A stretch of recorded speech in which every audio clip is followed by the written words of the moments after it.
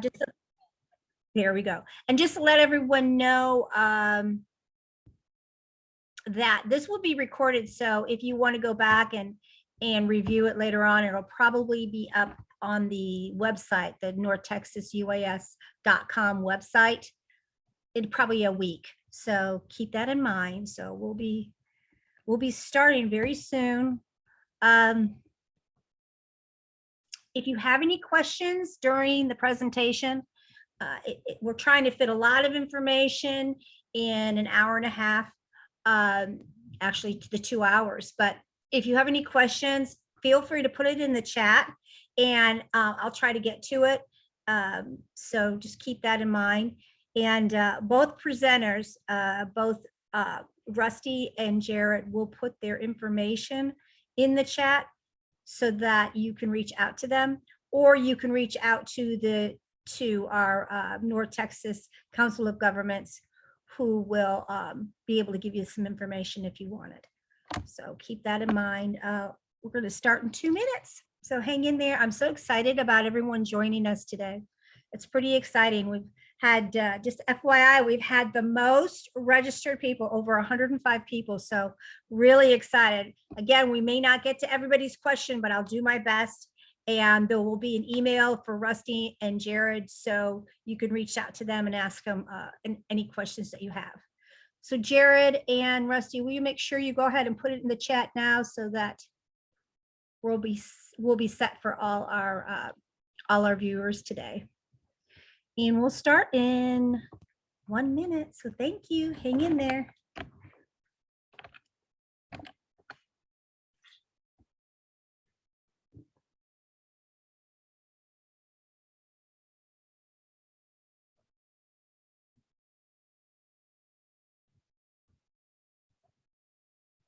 Again, I want to remind everyone that this is recorded so that you can look at it. Matter of fact, we have, I think, Kenny, do we have 16, 17? What number is this workshop? This is number 19. Oh my gosh, number 19. So we have a catalog on our website with all the different workshops, all the different topics. So feel free to look at them and, at your leisure. So it's 10 o'clock now. I want to, first of all, say Happy International Drone Day. This was established a day to show the world our community is super passionate about using drones for good. So who knew, right? It was actually International Drone Day. So I wanted to welcome everyone. How perfect this is. I've got some amazing speakers today. Rusty Steele from CEC Corp, and also Jared Jenkins from Texas Drone Company. They both are leaders in the geospatial practice. Rusty's had 20 years experience in AEC, which is geospatial surveying, remote sensors. And Jared established his company in 2017, focusing on mapping and LiDAR. So I'm really excited to start. Just so everyone knows, the North Texas Central Council of Governments established a UAS Safety and Integration Task Force. This is to help mitigate reckless UAS operations and promote safe integration of UAS technology into the DFW region of airspace. Ernest Huffman is here, and he is the leader of this and very successful. We have over 400 or 500 members right now. Each month they have different speakers. So if you're interested in joining, reach out to our website. Well, I just want to start because I know Rusty has a lot of information.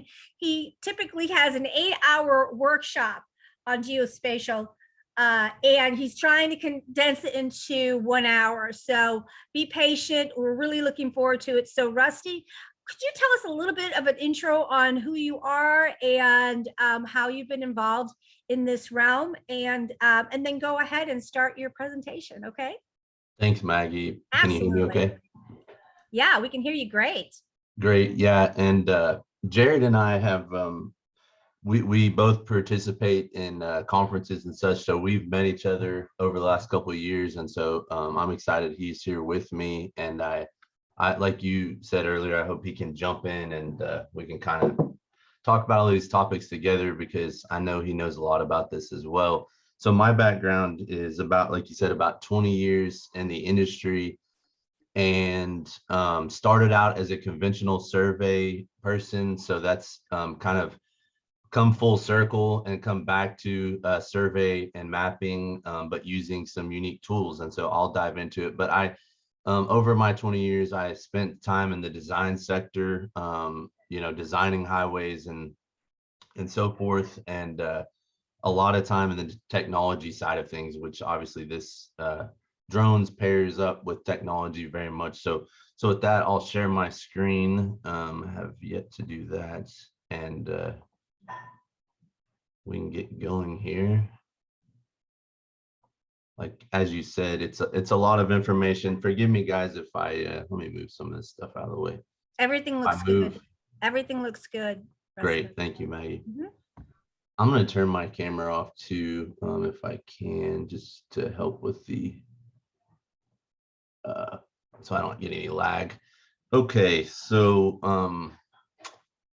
I plan to cover, like Maggie said, usually this is broken out into like multiple 2-hour classes.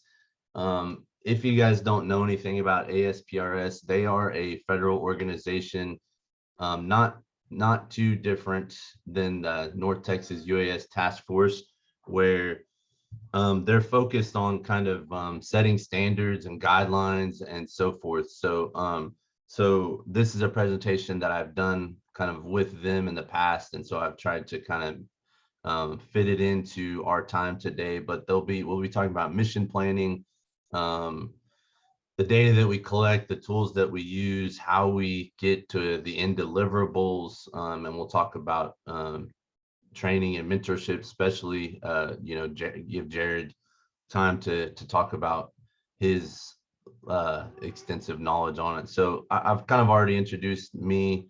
I won't spend much time there, but I did kind of type this up as I was thinking, like, what do we what's the focus here? One thing I Maggie mentioned, what one of the focuses are, and she talked about safety, and certainly that's priority number one. But number two is when I think about safety, or I think about quality deliverables. Are we if our job is to provide engineering material or construction material, are we going about it the right way so that we're following the rules, so to speak? So I wanted to point that out right at the beginning, that standards and quality is very important, and I'm going to hit on it a couple different times. Also, just a lot of different data sets. Are we using the right ones? Do we really understand what the end goal is? That's something that we need to keep at the forefront here. And again, so what is the project type? Like, Jared might have a job where he's doing a lot of quantities for a dirt contractor, where maybe the information, the circumstances that a project like that versus if you're working for the highway DOT might be different. And so just understanding what your goal is on a project, and are you using the right tool, and are you using survey control, which we'll talk about in a little bit. So do we have the ability to create our final deliverables? We'll talk about what those are a little bit today as I move very quickly through all of this, but just understanding, do we know how to make those things? Do we have the software to do that? Or are we just data collectors? And so if we are just data collectors, how are we ensuring that our data that we hand over to a team that might do what we'll call the CAD work, that our data is quality when we hand it over to them? So I'll try and talk a little bit about that today. And just each state has different requirements, and so just trying to understand those. I can't cover them all today. I'm not going to really spend any time on it, but as an example, if I was doing topographic mapping in Texas, although I highly recommend, in fact, I would say I would never do it without a licensed surveyor involved, and I'll talk about that more.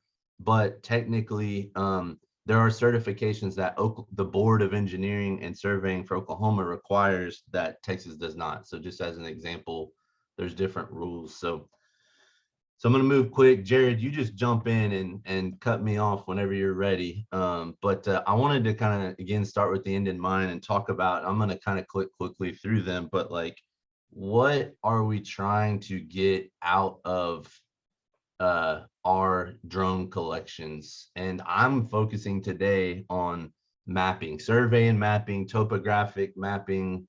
There's lots of different terms for it. So here's an example of a point cloud on the left. I'll talk more about that later. And then a contour deliverable. So you see it's kind of a highway scenario here, a corridor. This is the same project. On the left, you're seeing what we'll call break lines. And I'm going to talk more about those later, but they're kind of lines that create a surface model so that we can create those contours that I was showing before.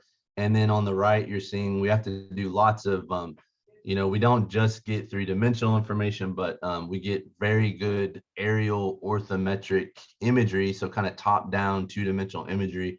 And we're able to leverage that as well to do lots of planimetric, where are the edge of roads, where are the power lines, and so forth. So here's the same project, some more examples. So on the left there, that is the digital terrain model. The contours are also shown on the left. And then on the right, I mentioned that the ortho aerial image that we'll talk about, and it's just been laid over the digital terrain model and kind of creates like a neat mesh, like a realistic mesh. So those are deliverables all from one project. Rusty, just gonna talk- quick, this is Maggie. Hey, How Maggie. long did that data collection, how long did that take you approximately? So that project, if I recall, it was about a 4-mile job roughly. It's a kind of a rural project in Oklahoma, and we collected it all in one day as far as the drone mapping goes. Now I'm going to talk about survey control, and that is an important part if you're doing mapping for engineering or construction purposes. Does that answer your question, Maggie? About a day, roughly. Yeah, I mean, that gives you 8 hours, 12 hours, whatever it may be, but that gives you an idea. I mean, you've got a lot of detail collected for one day. That's amazing. Thank you. Yes, and speaking of detail, this is a separate, more urban project here. So I'll briefly hit on a concept called data fusion. That's kind of the hot word anyway, the buzzword. And what it means is combining different types of sensors, be it ground sensors, vehicle sensors, or drone sensors, or manned aircraft, also combining those data sets. And so this is just I wanted to, and my purpose in showing this is more to show the end deliverables and all the detail that goes into this. So this project was flown by drones, and there is a lot of detail that had to be extracted from that. But you also see kind of the neat view from a vehicle system also. So I would be out of line if I didn't kind of kick it off by talking about a point cloud, because a lot of what I'm talking about today is topographic mapping, if not all of it. That's kind of my focus today, using drones to get, there is a two-dimensional portion to it, like I said earlier, but so much of it is three-dimensional. And so I have a background in point clouds. That's kind of, I'm fond of them. And so we can talk a little bit about meshes, but I just personally, my personal preference is I kind of trust the point cloud more because, and I'll talk about it a little bit, but I can, it gives me flexibility that a mesh doesn't as much. So I'll try and hit on the difference between a point cloud and a mesh later. But what is a point cloud? It can be derived from a few different tools, which we'll talk about in a little bit. But essentially, I'm going to make the assumption that a lot of people on this call may not know much about survey. And what I mean by that is maybe you guys haven't done it a lot, and that's okay. But you know the basics, and that you've seen people walking around on the side of the road and they have what we'll call a GPS in their hand, and they're taking what is in a very basic term called like a GPS shot. So they are capturing an X and a Y and a Z, a coordinate position of that thing, and of that moment, and they typically describe whatever it is they're shooting. Is it dirt? Is it an edge of a concrete road, etc.? So typically a surveyor will go out and shoot maybe 300 shots or 200 shots in a day. Well, as Maggie asked, I was able to fly 4 miles. I would assume 4 miles, I probably had 1 billion points in a day. I don't know, that's just a guess, but because we're able to get like millions and millions of survey points per second from our LiDAR systems. And I'll describe LiDAR more in a second, but what you're seeing on this screen, and I purposely show the XYZ up in the top right corner, is simply a kind of an ASCII file or like an Excel breakdown of an X and a Y and a Z, Z being the elevation of the information. So millions and millions of survey points comprise a point cloud, but it looks like a picture because it's so dense, because there's so much, and it's very much a three-dimensional entity, which I'll talk more about here in a second. So I have to, I'm gonna really have to watch the clock here, guys, because there's so much content. And I'm gonna move really quick on several slides. I probably will skip some, but I do need to hit on quality and standards. And so I recommend this book right here, the green book, the gospel. I have it sitting to my right now. I'm actually studying for if you go into the mapping world, there are certain certifications or licensures that are very valuable historically. And I'll show you what here in a second. I'll show you some images, but it's called a certified photogrammetrist, is what's been around for years. And ASPRS in the bottom right corner, they give that certification. But now there's becoming more certifications because of all the new technology, and one of them is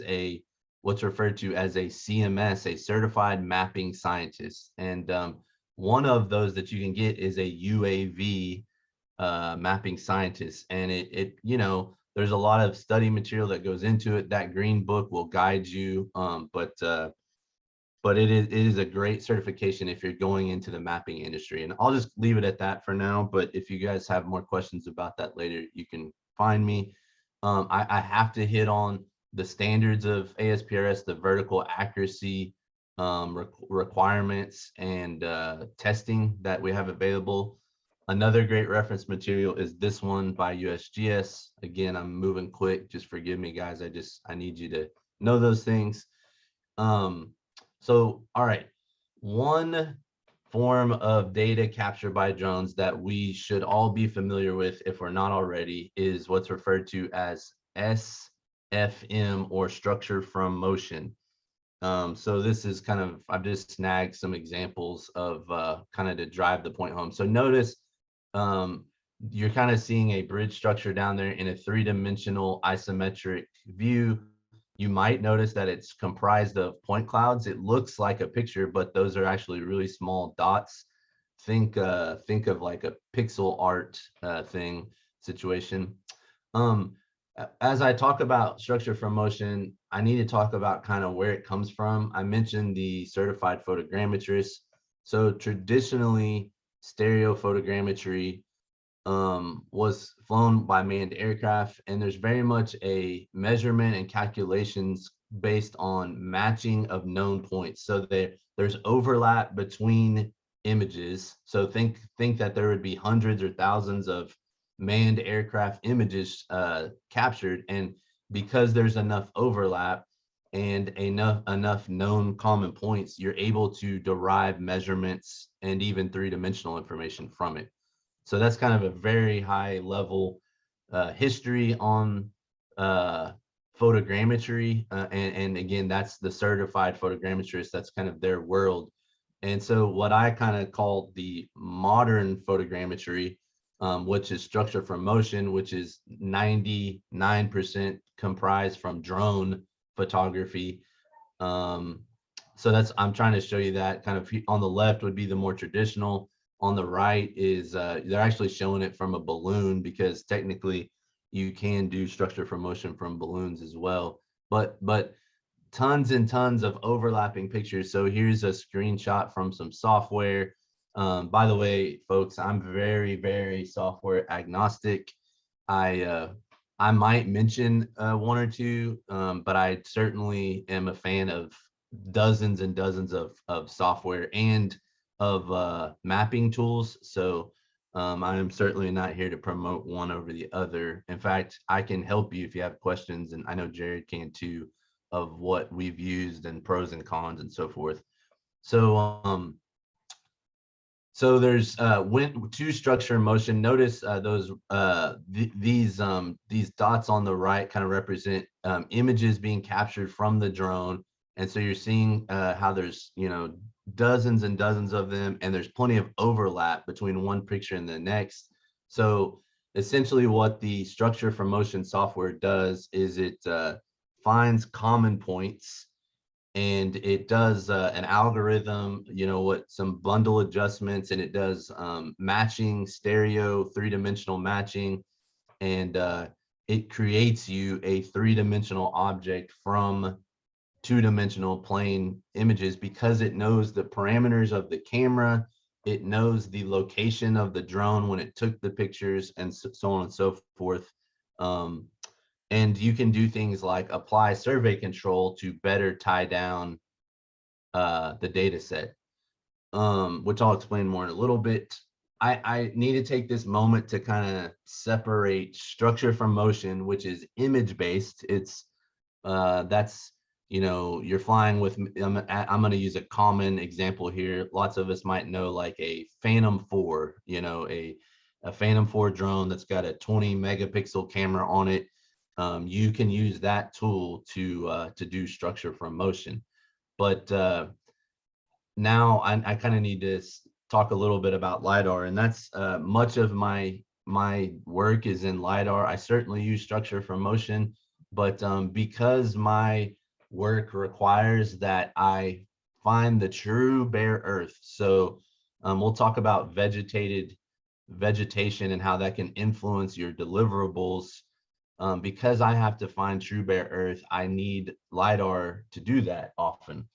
And so LiDAR uses laser pulses. It doesn't just use cameras like structure for motion does. It uses lasers, and it's able to range down into the grass to or whatever the vegetation is, to find the true ground, or at least a better version of the ground than a camera can, where shadowing and so forth is going to limit the camera's ability to find ground. So I feel like I've hit on structure for motion pretty good. There's lots of different softwares out there that do it.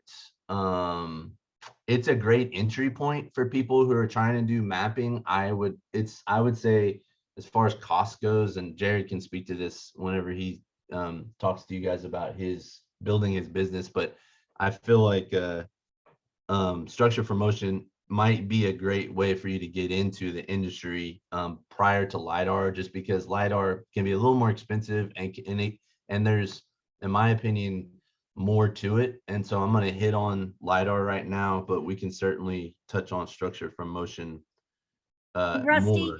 a lot of the drones, of course, are DJI, and there's a DJI deploy. Is that another one for beginners to utilize that service? Yeah, so the actual drone itself, the tool, I mentioned the Phantom 4 as an example. That's a DJI drone. Are you asking about the actual drone or the software? Both, but the software specifically, because you were talking about the software, and you know, as Yeah. an entry a platform, it might, you know, that might be another one, because it's free, isn't it? You know, if you've got a DJI drone. The DJI, so there's different types of software. There's acquisition software, which so when we do mapping, we typically don't fly manually. We have automated software where we tell it the flight limitations, the map, and we tell it how much overlap we want between each picture. Like I talked about, that's a important part of photogrammetry, is overlap between each image. But so there's acquisition software that's fairly automated, and DJI has their own acquisition software that's free, but there's several other acquisition softwares that are also free. Most of the acquisition software is either free or, you know, $5, $10. Where it gets expensive is the software that compiles all those images and creates that point cloud or that ortho that I mentioned before. So yeah, there's a lot to the software side of things. I don't think, Jared, what's DJI's processing software right now? Are they calling it golly? Yeah, So I they think they use call it DJI Terra. Terra, thank So you. they Yeah. have, yeah, they have their own proprietary software there, but you're right. It falls into two camps. I mean, you've got acquisition or flight, and then you've got your processing. And so people are going to typically fall into, you know, we use lots of different softwares to acquire depending on some of the needs that we might specifically have to actually fly the drone. So sometimes we're going to use UGCS, sometimes we use DJI GS Pro, sometimes we have to use Drone Deploy, sometimes we use Maps Made Easy. You know, we'll be agnostic as much as we can, right tool for the right job. But then once you get into processing software, now you're investing thousands of dollars. So you're going to probably try to find one that will do most of what you need to do right away. Great, Jared. Keep that coming. So he talked about the processing software, and I agree 100%. That's where the magic happens. And usually you're buying a LiDAR system, which like I said, I'm packing a lot in here, but most of your LiDAR vendors have software that they have polished with their vehicle, with their sensor, to get what they feel is the best results. And so you get driven down a road pretty quickly on the more expensive software, the data processing software, because of the vendor you choose to go with. And I'm sure Jared has, I know I have bounced back and forth between different vendors on that. So, okay, real quickly, just some definitions. You know, when we talk about accuracy, you know, we're talking about precision. So I'm going to focus on LiDAR for a little bit, but this really does apply to both, to structure from motion also. But we have to talk about data quality. And so precision, relative accuracy, and absolute accuracy, there's a lot that goes into those things. I'm going to move quick, folks.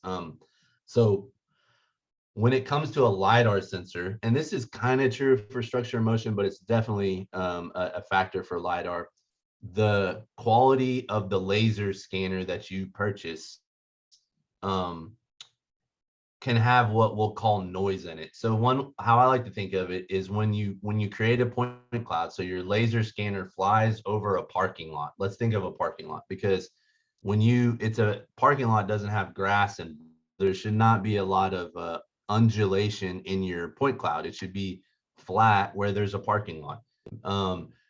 Because, you know, lasers and LiDARs, they don't penetrate through asphalt. They would measure it at that moment. And if you have a poor quality, and often it's because you didn't, because, you know, it was a cheaper sensor. I'll just be blunt for time's sake.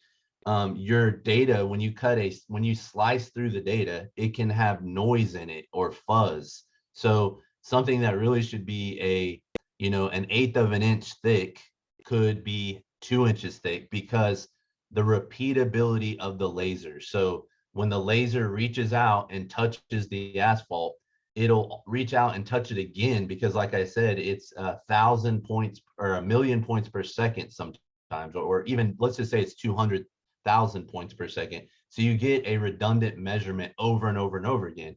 And if the precision of your sensor is poor, you end up with noisy data, is what we'll call it, which can cause problems in your final deliverable. And meaning it's hard to determine exactly where the bare ground is because there's noise in your point cloud.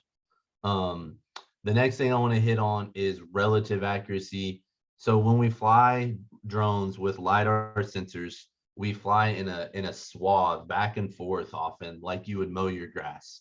And the short version of this accuracy that issue that we need to keep our eye on is that when I fly north to when I fly one direction and then I fly back towards it the other direction, and I have a certain amount of overlap, I need to ensure that those two flights snap to one another and that there's not air between those two flights. So trying to make sure all of my data snaps to one another when I have overlap is a very important topic. And so when we talk about relative accuracy, that's what we're talking about. And then when we talk about absolute accuracy, we're talking about how the overall data set fits to the earth or to your project survey control or whatever it is. So being able to adjust the entire data set to survey control is a very, very important topic. And that's more what we're talking about when we talk about absolute accuracy. Rusty, William Yep. Keaton asks, is there a spec that measures noise from a sensor?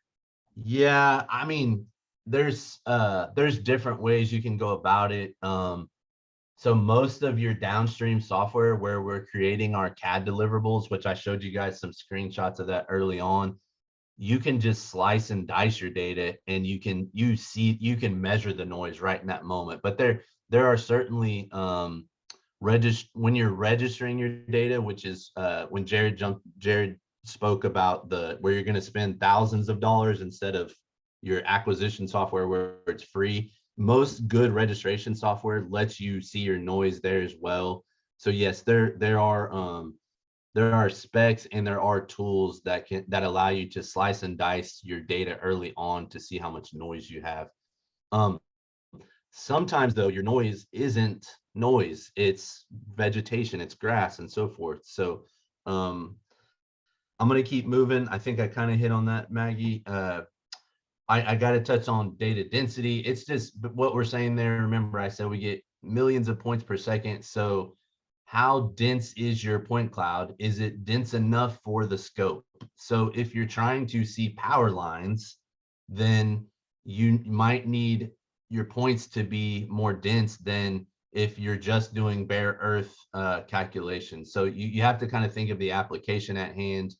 Actually, right there, you see a cross section of a power line above that grass there. So being able to detect a feature, density is a big part of that. Also being able to penetrate vegetation, which we'll talk about more in a second. And I know I'm moving really quick, but I apologize, guys. I feel like I have to. So I won't stop here. This is a really neat slide that you can spend a lot of time on that talks about what factors affect different types of things. So on a LiDAR sensor, we're talking about an active sensor. So it's reaching down. It's not the sun and shadowing and so forth aren't a factor with LiDAR. With LiDAR, Jared and I probably both could speak to that. There's a lot of components on a LiDAR drone. I mean, it's true for a structure from motion drone as well, but there's a little bit more going on with a LiDAR system. One of the probably the biggest differentials is the IMU, the inertial measurement unit, which what it does is think of the wind gust hits your drone and it kind of knocks it off course a little bit. And so the IMU feels those movements and those changes and those influences on the drone, and it kind of gives measurement corrections back to the point cloud so that to better adjust the data to fit it where it should go. So it's kind of measuring movement as you're flying. There's lots of different types of setups. This is just kind of a, in some ways, you could say that on the right are the more expensive ones and the left, but sometimes a more expensive drone might have better point density or better resolution, where I talked about the noise on a parking lot, but it might have less vegetation penetration capability. So just because you have the most expensive sensor doesn't necessarily mean it's the best tool for the job. So there's a lot to that. I won't unpack that right now, but that can be a follow-up discussion. I'm going to move quick through a lot of this stuff. So there's a lot of things that can affect a LiDAR scenario. Beam divergence is one. So kind of think of your lasers hitting, instead of straight down underneath your drone, it's off to the side quite a bit. That can, let's just say that can kind of skew your data set and it can cause issues. So you really have to make sure you lay out your flight properly with plenty of that's just because your laser sensor can scan say 300 foot each side of your drone doesn't mean that's what you should do. So you got to be really smart about what height you fly at and how much overlap you plan on and so forth. And often your terrain can play a big part on that. I'm going to hit a little bit on control now, but basically whether you're flying structure for motion or LiDAR, Jared could tell you there is a lot of thought that goes into what types of control or targets that we use. And so what this is, for those that are new to the industry, is we lay these out across a job. And so in a very simple manner, we might just lay like one out, say it's a square collection. Say we're doing a map of a parking lot. And we might lay one on each corner, the northwest, northeast, southwest, or southeast corner, and we might put one in the middle. And then a surveyor would go shoot the center of these targets. And so when we collect our data, we can see these in our data set and we can say, I know the exact location because the surveyor gave me the X, Y, and the Z. And so it lets us tie down our data set to survey control. So Rusty, if you don't have a surveyor there on the premise, you really have more of some variance. You don't have the exact because you don't have the tools and the skill set, correct? Yeah, there's a lot to unpack there, Maggie, in a short amount of time. So one thing I'll say again is, what is the scope of your project? If it's a relative collection, so like I use the example of think of a dirt contractor who has this massive quarry, right? And the scope of your project is to just tell them how much dirt they're moving every week.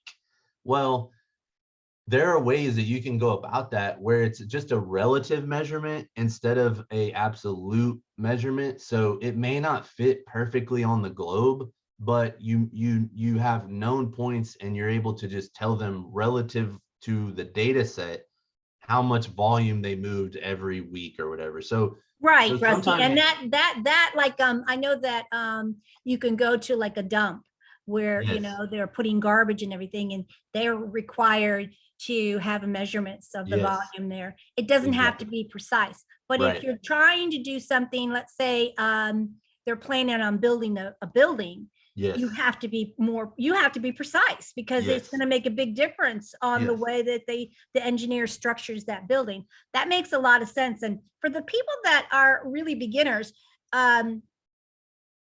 you can't use these sensors on water. I just wanted to let you guys know.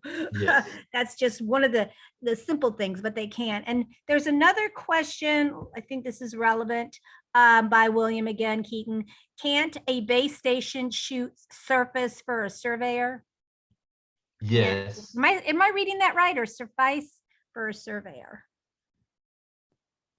In the chat, can't a base station shoot suffice for a surveyor? I guess that means adequate. Is that what you mean, William? Can a base station shoot suffice for a surveyor?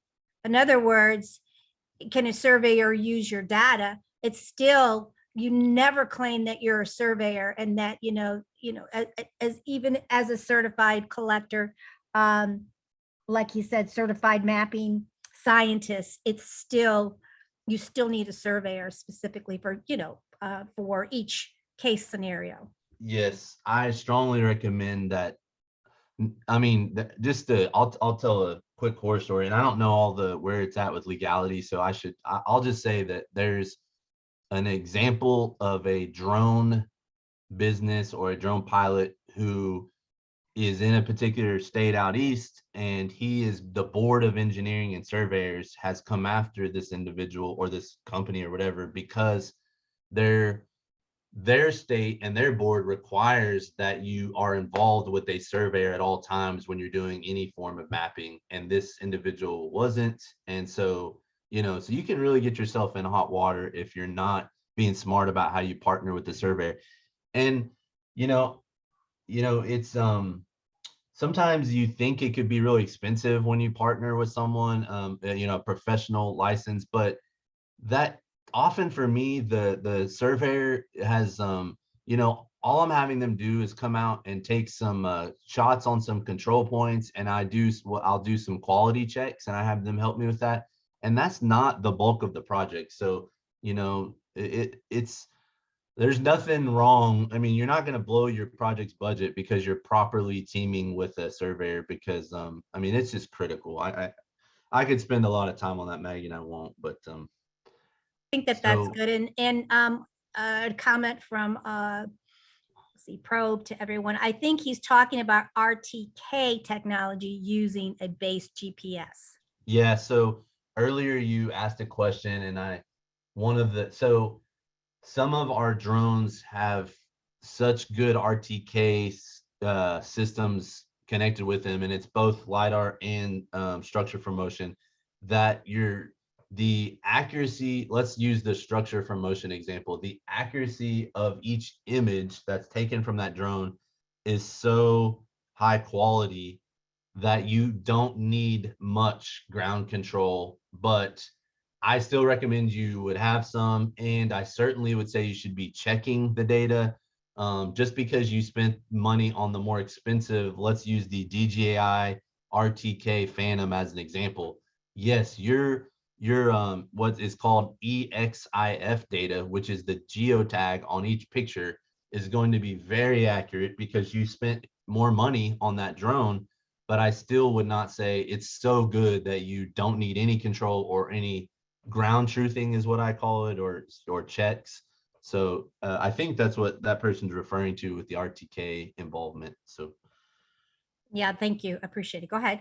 yeah, so I'm not going to spend a lot of time on some of these, but so this is kind of showing what I was talking about, the swath and the overlap, a lot of planning that goes into that. So when we think about LiDAR, we have strips, and in the bottom right corner there, you're kind of seeing how if you're not careful, you'll have horizontal or vertical shifts. So being able to align all of those, bore sight your data. So here you're seeing a roll issue. So think that drone kind of maybe banked a little bit on the left, and being able to correct all this LiDAR data it's a full-time job. Jared can attest to, there is a lot that goes into the data accuracy. I'll say that I don't want to say it's easy to go out and fly a drone and collect data, because it's not, and there's certainly a right way to do it and a wrong way to do it, 100%. But so, I mean, that's a very, very important step, that you have the right person doing that. But you almost have to have someone who's just as good and just as critical back in the office, preparing this data to be used in either CAD or MicroStation or Esri or whatever. So there's kind of 3 steps: the data collection, the data preparation, and then the actual processing of the data to create those CAD files. So here's kind of an example of scan lines. So when that drone flew by, you can notice how you can see the slices in the data of the scan lines on that curb. So just as an example of different sensors and different densities that you'll get. I'm not going to get into all that. Here's a really important concept. So LiDAR has the ability to penetrate down through vegetation, as where that tree is going to cause issues on structure from motion. Its structure from motion is not going to reach down through the shadows and get the bare earth. And if you're mapping topography, you have to be able to get down into bare earth. The other concept here is the LiDAR's ability to have multiple returns. So from one laser sense, it can hit 2 or 3 things. This so it could hit the top of the tree, the midpoint of the tree, and down at the ground. This is an example of so if you were creating a contour map or a digital terrain model like I showed you early on, those orange dots that you're seeing on the right, so that's a cross section. So you're slicing through some trees and a little creek channel on the right there. Those orange dots represent where you would want to create elevation points. Well, the only way that I'm able to get those is because LiDAR. So it's hard to see, but there's white dots in there that are the LiDAR points, which is getting through the trees. And the green is the structure from motion, which is not able to get down through the trees or the grass.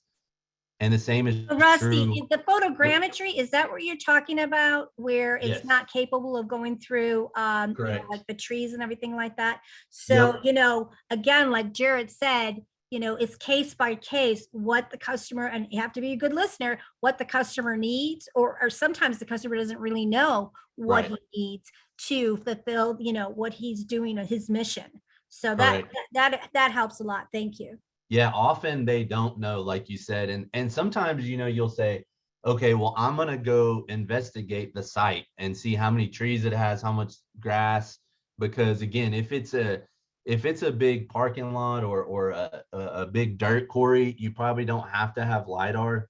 But if it's highly vegetated, I think LiDAR is very, very critical. And sometimes Google Earth doesn't answer the question. I mean, I hate to say it, but sometimes you got to make a site visit and understand how much vegetation you have. Right. And having a company, offering these services, it behooves the person, the person that's collecting the data, that they know exactly what the case is, the mission is, and listen very carefully. But as a good company, you want to over deliver. In other words, give them as much as possible, so that in other words, you'll wow them, but also that'll show that you know what you're doing, and that you're giving them useful data. So I just wanted to mention that. Yeah, no, I mean, this is all about are we mapping in a accurate, high quality way, or are we, I'm just gonna say it. People say this out loud. They'll say, well, anybody can run to Best Buy and go buy a $3,000 drone and say that they're a mapping company, or a drone survey and mapping company, and that is not where we want to be. So we need to be doing this the professional way, the accurate way, and which again, partnering with surveyors is a part of that, but also understanding what the deliverable are, what your client's after. This is a kind of a great little screenshot from that Oregon State did on a study where they compared LiDAR and structure from motion, and just a few critical takeaways. So is it able to penetrate a canopy? So vegetation, LiDAR can, structure from motion can't. The cost of LiDAR is often more. One thing that's interesting, and I can attest to, the point density of structure from motion is higher than LiDAR, but don't let that confuse you, because with LiDAR is the best tool if you're trying to do like power line mapping, as we're structure from motion for reasons that we don't have time to explain, don't really see the actual power line very well. So so that's the points per square meter can be deceiving, but it is true. Structure from motion. So again, you're going to spend quite a bit more, not necessarily $100,000 anymore, but you're going to spend quite a bit more on a LiDAR setup than you are on a structure from motion setup.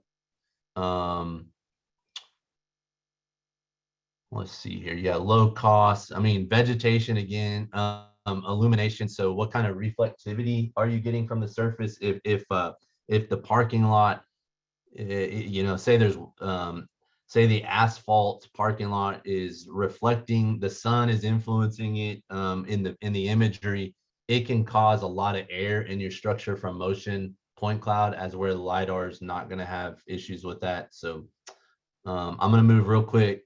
Forgive me, because I want to get, so I only got about 15 minutes here, and I want to get to,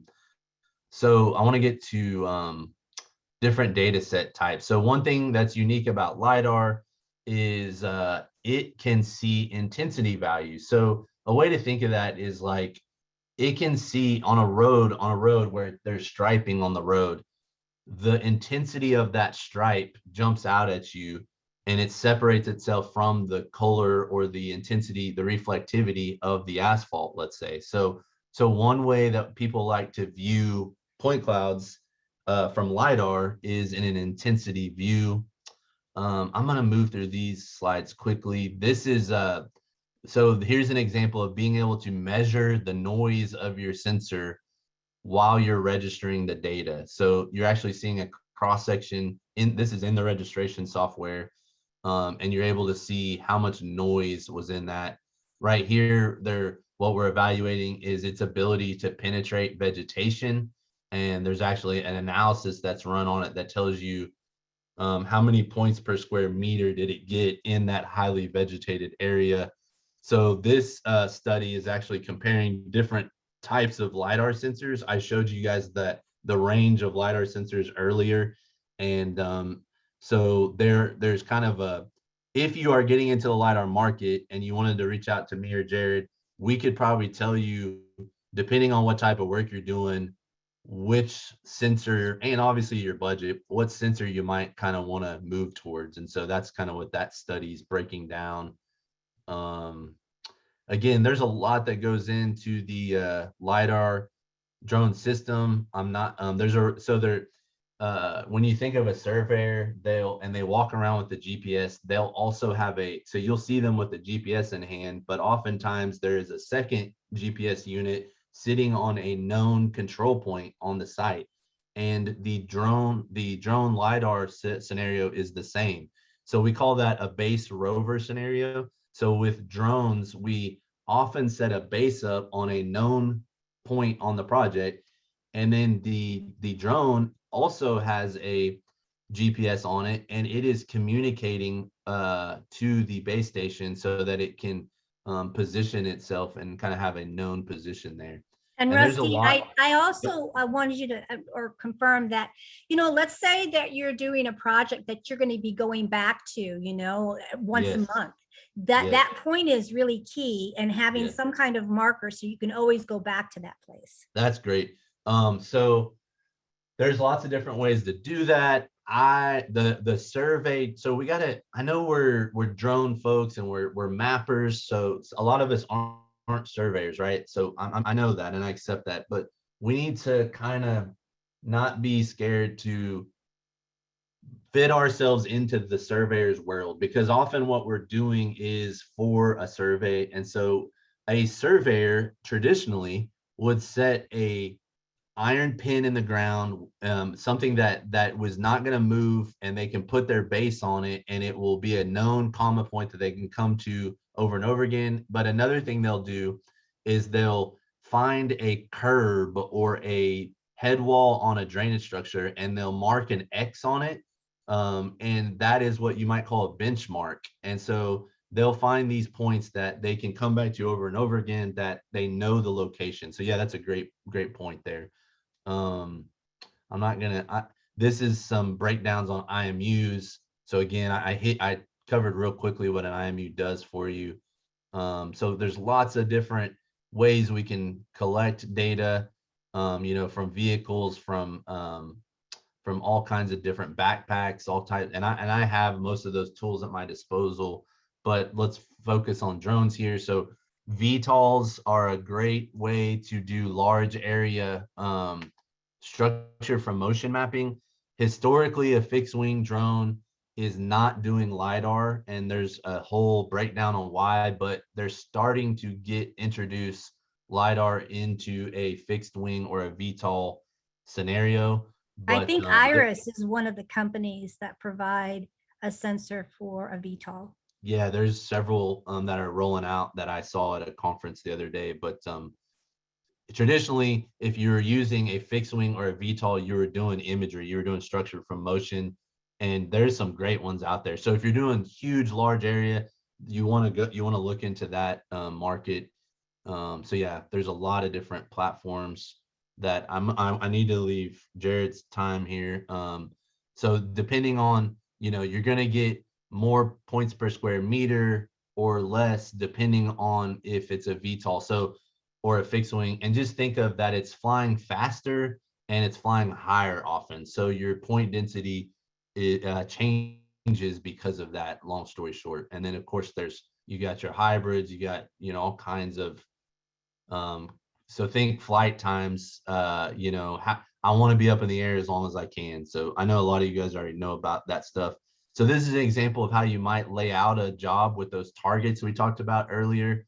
So kind of see how, what I call table method, how they've outlined it, and then they've put internal targets, kind of space them out. There's lots of different target types. I'm not going to spend a lot of time on it, but notice there's a myriad of them. So you have to kind of determine the best way to do that, depending on what your sensor is moving really quickly. Here, there's a whole story on how you partner with a surveyor to get them to shoot your control points or other known points. I'm not going to spend a lot of time on it, but if you guys want to reach out to me and say like, hey, how do you recommend if I partner with the surveyor, we work together, I could give you a whole Bible on that. And this is just one slide kind of breaking down some recommendations and some kind of just best practices on that. Again, here's kind of, hey, Mrs. or Mr. Surveyor, here's how I would like for you to shoot my target and so forth. Some great examples on that. Notice you don't have to just use a target. You can also find other things out there like a crosswalk and use that as a target as well. Not going to spend a bunch of time on safety because I only have 5 minutes left, but there's a whole process on link and getting airspace authorization and mission planning. I'm not going to spend a lot of time on that because I only have 5 minutes left, and I want to talk about those deliverables a little bit much more. But I go so far as to like plan out my battery consumption on a large flight, and there is definitely a breaking point of like, should I be flying with this with a drone, or is it so large I should go with a manned aircraft? So, I try and really evaluate that anytime I do something, but I apologize for moving quick here, but I got to get to the final deliverables and those DTMs. So the difference between a DTM and a DSM is the DTM is the bare earth. So things like the trees and so forth have been removed. So this is that DTM I was showing you guys early on. This is an example of that. So here's kind of a Corey. And so just think of it, it's the elevation, and it's, each one of those, it's a bunch of triangles, and each of the vertices of a triangle has a critical three-dimensional point to it. And so we can create what we call a grid where we just say, I just want to point every 5 foot, let's say, and that's kind of what you're seeing right there. But what can happen is you can miss out on a critical moment if you just do a uniform 5-foot grid on it. And so we introduce what we call break lines. So because we can colorize the point cloud, and there's lots of other things that help us understand where we should put a break line in our CAD software, we can create that the bottom of that mound at a precise moment, as opposed to just using a uniform 5-foot grid. And so when you introduce a break line into a DTM, it becomes more accurate. And that's very important when you're creating contours and doing something like this for that final deliverable. And a lot of what I do is for DOTs and municipalities, and it's for, it's very important construction quality. And so, so from our stuff, we are not doing boundary surveys. We are generally doing topographic surveys. That's more where the focus is. So I get a lot of questions on, well, can you do an Alta survey? Can you also do that? And I would say the answer is you can certainly help with an Alta survey, because there's a lot of, sometimes there's contours that go into an Alta, but there's a lot of planimetrics like fences and roads and so forth that you can assist the surveyor who should be involved in an Alta survey. You can help them from your drone data. So I'm starting to run out of time. It's a huge presentation. So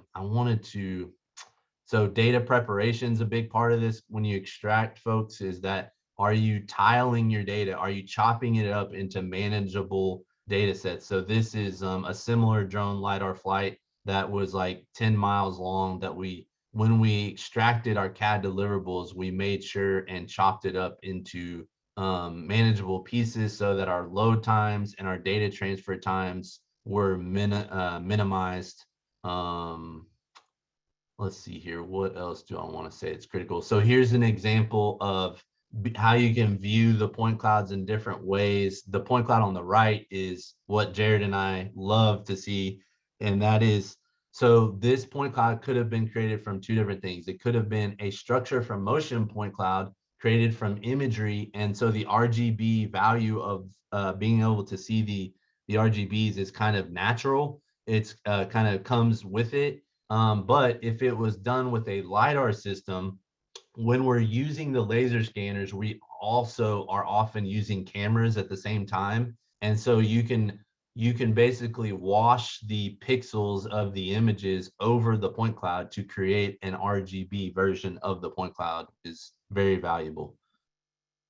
So as I kind of wrap up, there's a lot that goes into the break line extraction and making sure you're creating your DTM and cleaning it up in a very good, precise, artistic way. So that's one thing they'll say about, photogrammetrists is it's very much an art. One thing I didn't hit on before I pass it over to Jared is the quality checks, and that's really critical. So with my last couple minutes here, so this is an example of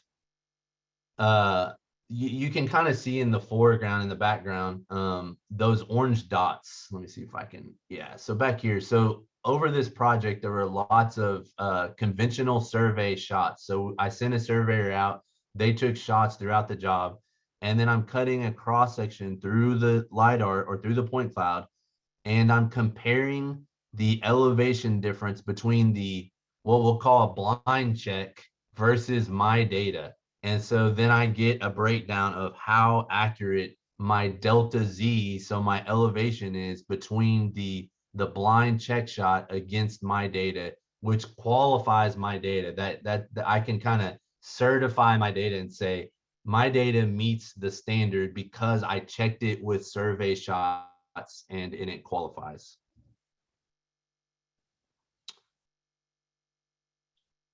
And then I have a lot more slides here, Maggie. I could go on forever. And yeah, Rusty, you've covered a lot. And what I would, if you don't mind, when Jared's talking, will you go into the chat, because there were some specific questions. One of them, putting the link to the book that you suggested in the beginning of your presentation, and maybe some of the courses, that certifications that are so important. That would be amazing. As I mentioned, and thank you again, Rusty, I really appreciate it. For somebody that's not really in this, the LiDAR and photogrammetry and the geospatial realm, I've learned a lot with all the information that you've given today. So thank you. You bet. As I mentioned, my good friend Jared is going to be speaking. He has his own company, so he's going to kind of give you guys an idea of what he had to do, his story, and also mentioning how important safety is. So go ahead, Jared. I appreciate it. I can't hear you. Sorry, I had to turn off my go. air conditioner. I have my little office in the back. Let me turn on my camera too. See if, okay, thank you. Sorry. No, don't worry. Hey, and by the way, we are putting up a survey, so please make sure that you give us the information. As viewers, we always encourage feedback, so look out for that. Kenny's just putting it up on the chat now. Cool. Awesome. Let me dive in here. Okay, so my presentation is really kind of to give you an idea. I'm one of those guys who started off drone as a hobby, and back in 2013, 2012, I think, and then it slowly just progressed and progressed. And I'll kind of give you an idea of how I entered the mapping world. I come from the opposite side of Rusty. Rusty's been doing it for a long time, and I wanted to. And that's what I think is cool about the industry, is that drones are bringing a lot of people into these existing industries because of the cool technology and what you can see can be done. And so surveying and engineering and all these people are starting to see an influx of of new blood, if you will. The average age for a surveyor in Texas is, I think, 57 or 58, so if we could bring new blood into these industries through the use of new technology, then that will slowly progress into folks getting their actual survey license and getting more and more certifications and things like that. So something to think about. So let me dive in here. I need to make sure that I share my screen with you. Yeah, I was just going to say, share your screen and put your video on so that we can see you. When you mentioned that, I think that what we're realizing, the technology can help with accuracy and also the speed of collecting data, having a drone collect it as opposed to somebody walking. Would you agree with that, or am I overstepping the capabilities? Well, yeah, definitely. I mean, drones are the ROI is huge in the immediate value proposition. We talk with some of our clients and they're like, man, this would take us traditionally 6 months, and you can get it done in a couple of weeks. So, right tools for the right job. But what this presentation is going to focus on is kind of how you need to approach diving into an industry from an outside source. So just a little bit about my company. Founded in 2017, quit my day job, had one client, would not recommend. So, but there's nothing that'll get you out there to get pound the pavement than needing to pay the mortgage. So ended 2017 with 3 clients. 2018 we saw 1,000% growth. That's awesome. Well, that's easy to do when you only have 3 clients. And then once we started building our portfolio of clients in 2019, we saw great growth then. 2020 kind of slowed things down, but we still saw growth. We were trying out some new different things that we could do with drones. And then 2021 is a focus on building. We've had decent amount of growth, but a lot of that was us putting in procedures and policies and training employee and, trying to figure out, okay, how do we get this down to a little bit of a system to work for us? And then 2022, we've already just in the first quarter passed all of 2021. So the Texas Drone Company, as you're getting started, this is just real quickly about us. We're a drone service provider. We want to service all of Texas and even into Oklahoma, Arkansas, surrounding states. But we do a lot of mapping and surveying. I use that term loosely here in these words, but we provide drone services for the survey and engineering fields. So we work with surveyors, just like Rusty said. It's very important that we work with surveyors and engineers, and we're not trying to step on toes or anything like that. We obviously accept our role. We understand where we're at in that whole process. But we want to be able to help provide these services. We also work with really quick, when you've got the clients that and the jobs that you do, can you suggest, how do you reach out directly to maybe surveyors and say, hey, I can provide the data for your project? Or do you reach out to the companies, let's say on the DOT, and say, I'm a drone provider which can help with the surveying? Yeah, you need to know your market, know who your customer is. And that's going to take a lot of time because depending on your skill level, you might have different customers. My customer is not DOT, right? I can't fulfill all of their needs. Someone like Rusty's company or some larger engineering firms, they're the ones who are going to be able to be that full service to the DOT. We Stratus, we segment the market and we kind of pursue specific levels of the market and things like that, where we can provide the most value at a price point that makes sense in the industry. So a lot of our work is done in aggregates where we do a lot of inventories, and that's kind of how we got more into mapping. And we've done some energy, we've done kind of digital twins. We've done, I mentioned in 2021, we were out doing wind turbine inspections up in Washington and other places. But getting started, when you're starting your company and you're like, oh, I want to do drones, your website is going to list everything. You're going to say, man, I can do real estate, I can do wedding videos, I can do construction, I can do mapping, I can do all this stuff. That's typical. We see that within the industry, but you need to understand where you sit and where you can dive deep. So that was a picture of our first drone. This is a spattering of all the stuff we've done. It's not wrong to do all those things. Eventually you're gonna find a niche where you can get more repeat business, and then that will start to develop you into that specific niche. So this is an example of our energy. We were working with oil and gas companies, and so we flew a map. That wasn't what we were there to do, but we flew a map, and you can start to see this was a cool digital twin. Well, now they're like, oh, well, let's take that a step further, And so here you see how we're starting to use digital twins in different roles, and we're starting to annotate them, and they're really starting to see the value of having a representation of what's in the field in the office, And so those are going to start to require different sets of tools. So yes, the drone might be useful for this, but for something like this, you're going to be doing extreme high resolution scans. You're going to be doing a whole different type of modeling and whatnot. We've done stockpile stuff. We've done solar stuff, golf course, cell phone tower. I mean, you name it, we've done it. But we quickly found what we like to do, and then also where we can make decent money. So that's going to be a driving force when you're starting your business. So we've done stuff for power utilities where we're modeling these poles and getting extreme accuracy photogrammetry. This is more in lines with the digital twin type stuff. We've done wind turbine inspections. Like I said, challenge there is you're flying in 25-mile-an-hour wind all the time. So, with expensive things, and it does take you to some really cool locations, but they're also 4 hours from civilization in some cases. So, be prepared for all of these are different types of work that you'll end up doing.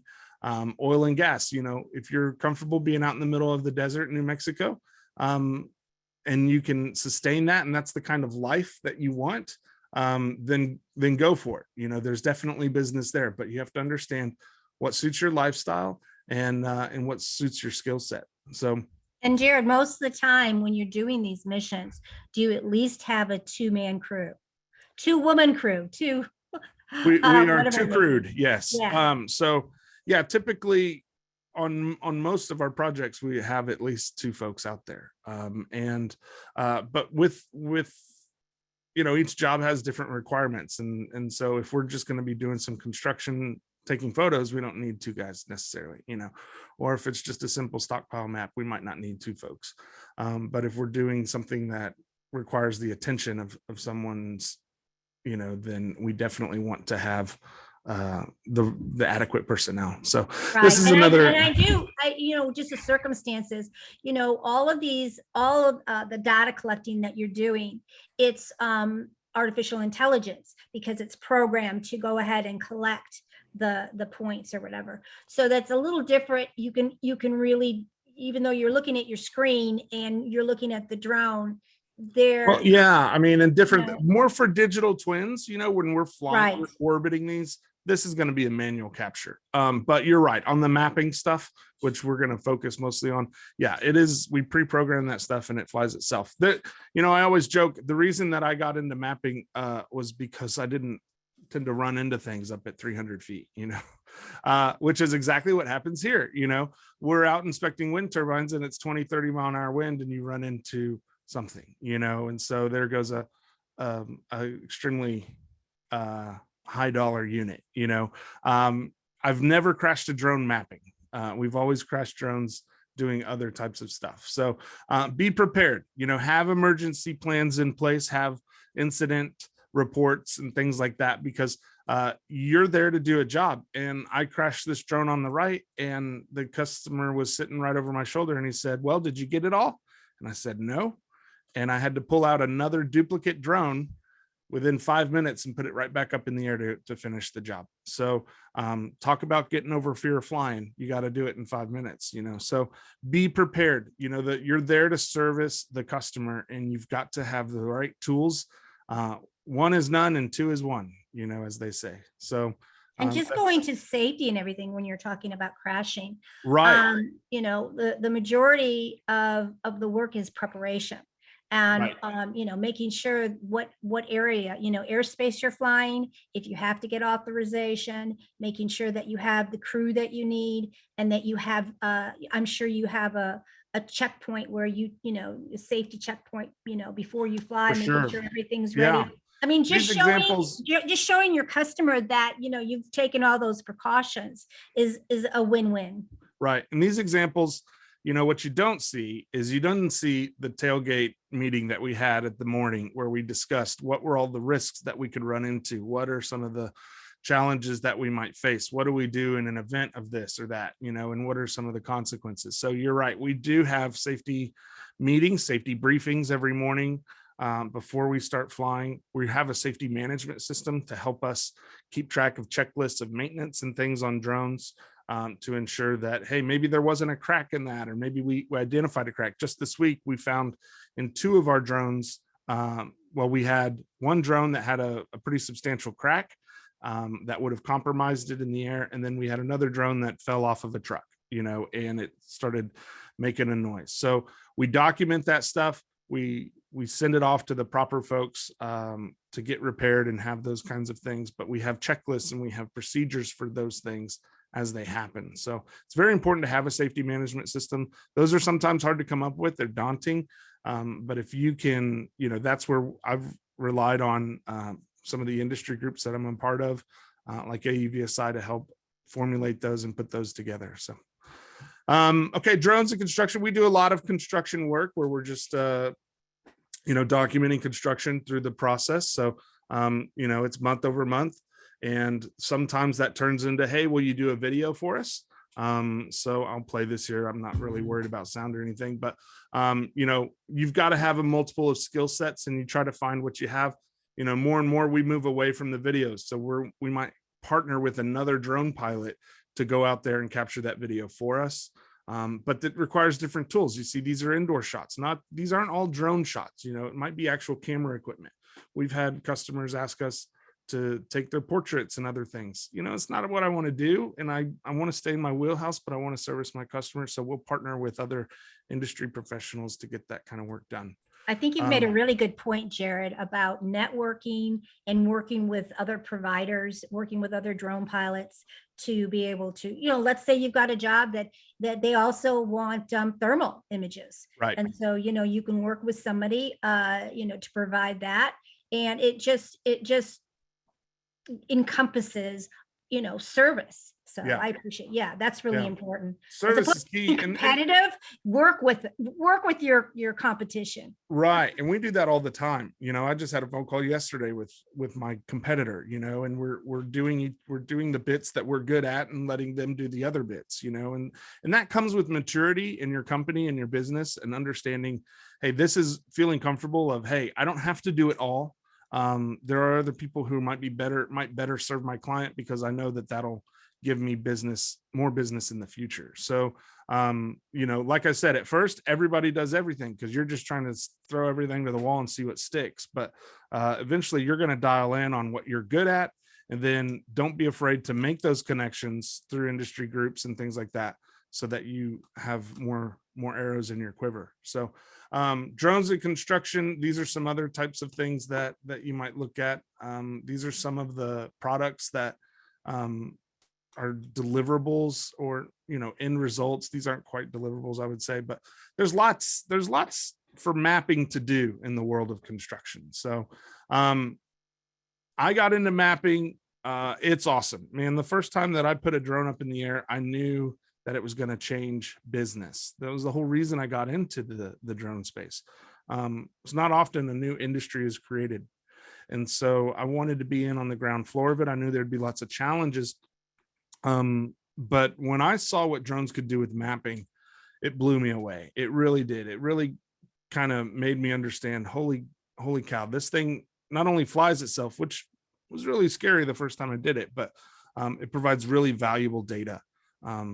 And so naturally that led me to stockpiles, because through one person that I knew, actually my neighbor knew somebody, And they gave us a chance, and they let us come out and fly their stockpiles. And there was a lot of education that had to happen back at that time to really give people an understanding of, hey, here is our accuracy levels, and it's a repeatable, and they can start to trust it, because, that's a pile of money on the ground to this company. And they just store their money in the form of rock, and they need to count it, and they need to count it consistently. And they need to count it, often. So it was a good opportunity for us to really start to learn things. There were some kind of off the shelf products that you could use. You could use Drone Deploy and stuff like that to pretty quickly get to some volumes, but that's all fine and dandy until the customer says, well, how do you know that is that many yards or that many tons, and so we started to get asked those questions. How do you know this? How can we trust this data? And that really, kind of puts you in your tracks real quick. It kind of stops you, and you're like, okay, well, I need to be able to prove this out, and so you start to think, okay, what other types of things can we do? And how do we introduce ground control and things like that? And so I'll explain how that kind of gets into it. But, our stockpile business here doing outside stuff morphed into doing inside stuff. We had customers who said, hey, well, we have this pile of salt in this building. Can you measure that for us? And the drone is not the best tool for that job. We've had these dome buildings, and there's salt in those. And is that the best tool? Maybe not. Certainly this big pile on the left, you can see this building, it's 125 feet tall, and it has huge piles of material. And we have to measure that accurately. And so we're utilizing lots more tools than just the drone. So just know that, just because you have a drone, that's not going to be the end all be all tool that you use. And your primary business for me was stockpiles, and that really morphed into, okay, now I need to figure out how do we do these kinds of measurements. Jared, with a dome like that, do you also have interference, or is that not an issue with your drone? Well, so there's lots of different ways you could measure this. The client before we came along was just saying, well, we know that the walls are 26 feet high, and we know that it's 50 feet wide and 125 feet deep, or whatever the dimensions are. And then they say, okay, that's our cube or whatnot. And then they say, okay, it's piled up on top of that. So there's a prism, and then these are half cones on the side, and then it's real rough guesstimates, So sometimes just pen and paper and a measuring tape, laser measuring devices or laser scanning devices. Maybe you wanted to scan that with a handheld LiDAR or terrestrial scanning of some kind. In that particular case, we use a combination. We know the dimensions of the building. We know theoretically the volumes that it can hold. But then we're able to use, believe it or not, we use a Mavic 2 Pro very successfully inside here with no GPS. So it's a GPS denied environment. The Mavic 2 Pro holds steady very well. We get great resolution of our imagery, and we use a pure structure from motion. That's one thing, capturing the data. It's more modeling at that point than it is mapping. And so we're modeling these piles, but then we have to bring that into software, and we have to make sure that it's correctly scaled and rotated and oriented in the way that is accurate to real life, so that we can produce accurate results. So, the software is definitely a big part of everything that you'll be doing. Now, this concrete structure on the right, we just utilize different tools to come up with that. And we took lots of laser measurements and scanned it as best that we could. And then we got to some numbers. And so you got to make sure, what kind of accuracies are your clients looking for? What kind of tolerances do they have? What's their goal? Are they just trying to prove this? Or are they, having those discussions is key.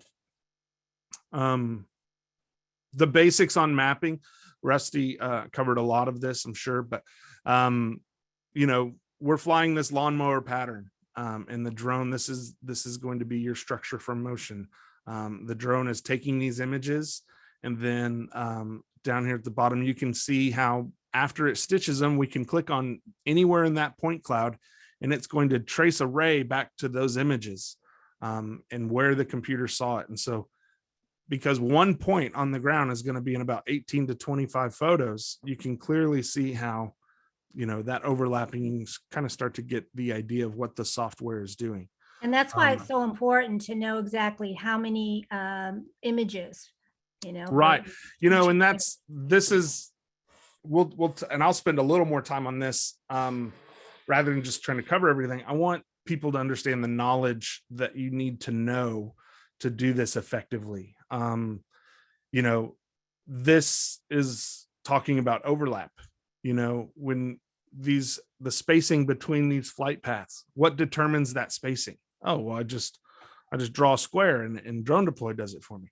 Yeah, but that's not good, because you're going to have different requirements. You're going to have different needs, and you're going to need to know how to manipulate that software to do what you need it to do. You need to know how to fly that drone in every circumstance, with wind blowing from the west or wind blowing from the north, and your flight plan northeast, and battery levels at this, and I've got rain coming in over here, so we're trying to get this done fast, and I need this kind of a resolution on my project, and and all of these things can be determined by what is your deliverable. So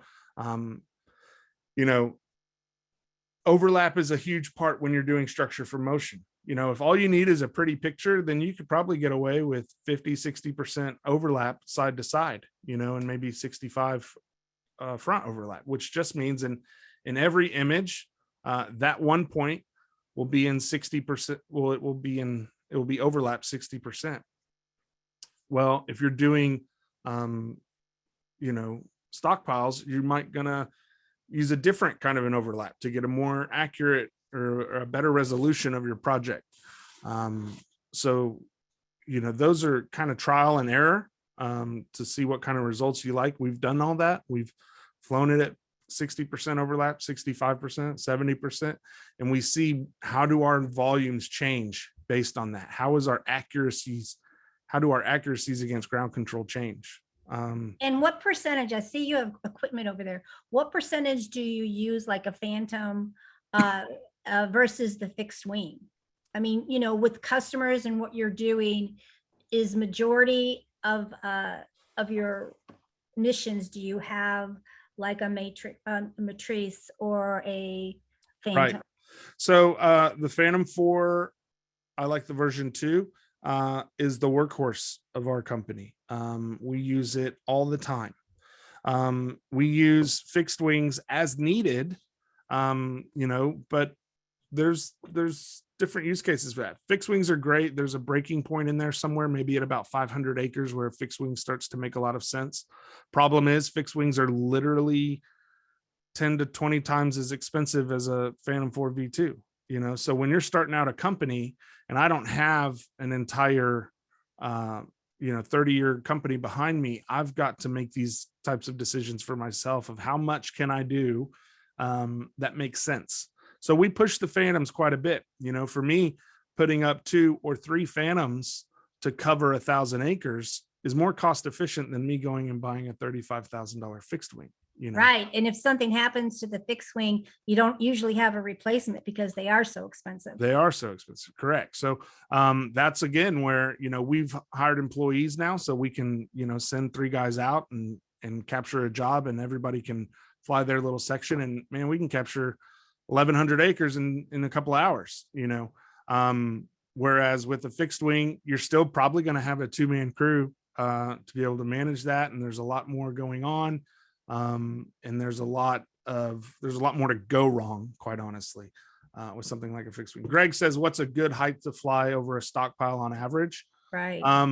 Greg, that's going to depend on what kind of resolution you're going for, what your client considers accurate enough. That's always this big question. What's in that pile? Well, Mr. Customer, tell me what you think is in that pile, and how did you measure that? Because oftentimes our customers are measuring completely different things. They're measuring mass and weight, tonnage, whereas we're measuring volume. And so there's so many different factors that go into that. There's what kind of a density the material has that can be affected by the wind. Is the wind blowing a lot, drawing that material out? Is it stacked really high? Is it compressed down more at the bottom or more at the top? I would say you don't need to fly less than 250 feet, and you probably don't want to fly as high as 400 feet. So somewhere in the middle is where you go. David says, equipment's expensive. If you're just starting out, how are you financing equipment? By the job, investors, business loan? Do you rent equipment for certain jobs? When I started off, I had an Inspire 1. This was a 12 megapixel camera. I bought it used. My first drone was that first one that you saw, but then I bought the Inspire 1 mainly because I was like, man, I can't show up onto a job site with just a Phantom. Everybody sees a Phantom and they're going to think they can just go to Best Buy to do what I do. So the Inspire 1 was a little bit of a status thing that I bought. The 4 hadn't come out yet, the Phantom 4. But for $1,600, I think I bought it for. Man, that earned me my first, I don't know. I mean, I used it for a year and a half, provided for my family for a year and a half with an Inspire 1. And we did some really cool stuff with it. And then we bought a Phantom 4 Pro. And then, as we needed more equipment, we would try to partner with folks who had that equipment. So we can bring them in on it and say, hey, get used to that equipment, get an understanding of what it's doing. And how do we like the workflow, specifically speaking about LiDAR. We rented LiDAR 5 or 6 times before we made our purchase on a LiDAR unit, because that was an extreme investment for me. And then it was also a whole workflow thing. There's all the LiDAR has proprietary software, and it has individual workflows that you have to feel comfortable with and understand that you're going to get the kind of data that you need to get out of it. Yeah, and I think that's important. And let's move a little bit to the software. I know that there's even software at this time that starts to download live, when you're actually collecting the data. Right. But Right. then I want you to talk a little bit about that, but also, this is just half the work. I mean, you're collecting it, you're collecting the data, but it's a matter of processing it correctly, and putting it, I call it, in a pretty little package for your customers so that they can understand what Right. you've delivered.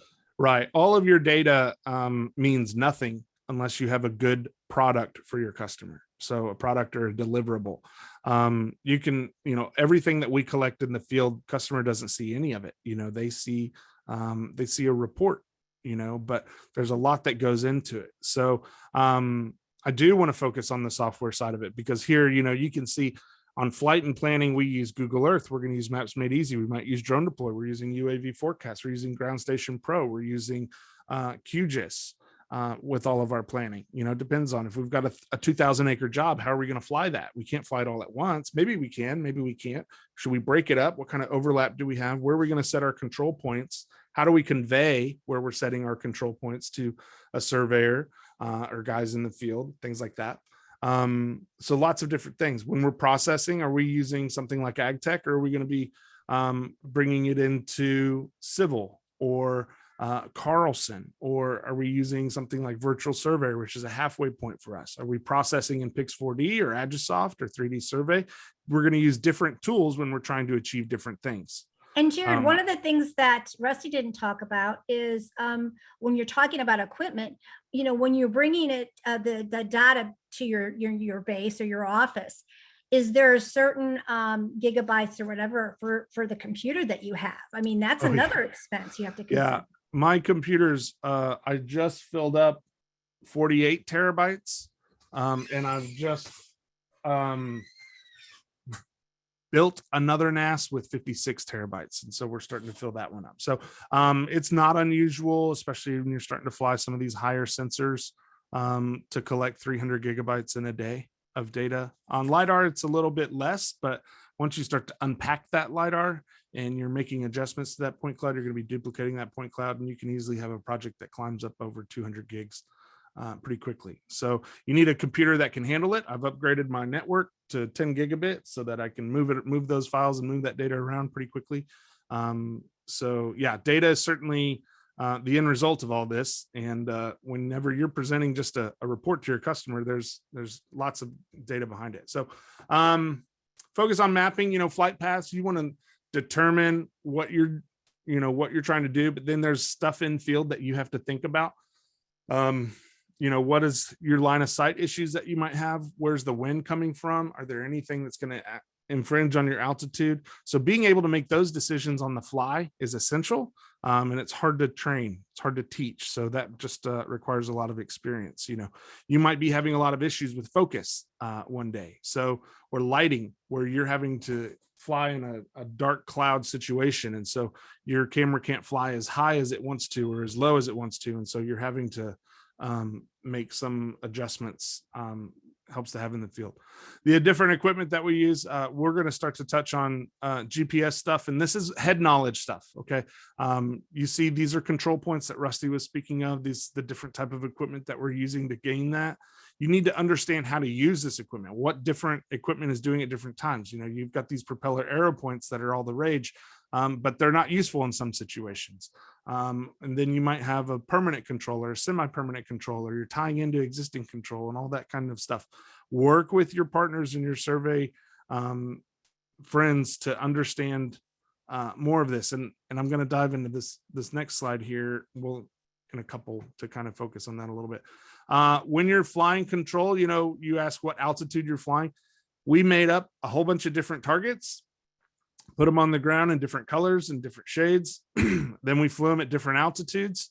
And then we looked at those targets in our software to see which one is best, which is going to provide us the most consistent results. So checkerboard pattern is the most common. This is an arrow point on the left and then a checkerboard on the right. The arrow point is 22 inches in diameter. Our targets are 16 inches in diameter.